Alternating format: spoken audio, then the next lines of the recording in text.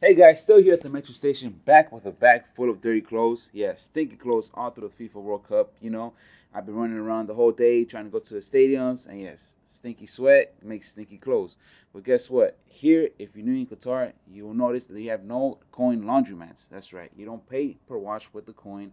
You have to take the whole bag, take it to a professional laundry cleaning service, and actually steam clean, iron your shirt per item. Yeah, so as you have to spend per item, you have to wait for the next day to get it back, or probably 2 days after.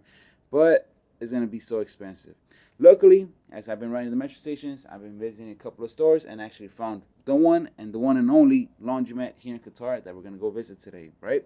Super cool people. Obviously tipped them a couple of times. They've been super great. We're gonna go visit, going to Matar Station, and gonna get them washed. So here we are at Al Matar Station. That's right, home of the Selfie Services Laundry, and yes, coin washing machines and coin drying machines. You see all these machines, a lot of customers. There's one employee, super awesome friend, and we got two other employees. But here are the prices, and here how it works. It's 10 to dry and 30 to wash. You can leave it there overnight. And there's another worker. We're still missing one more, but it's super awesome. They could fold it, they could dry it for you, but guess what? They weren't able to wash sneakers for me. It rattles inside, it might break the machine, but they do an awesome job in ironing your clothes, washing your clothes, just like a cleaning services place, but not sneakers, right?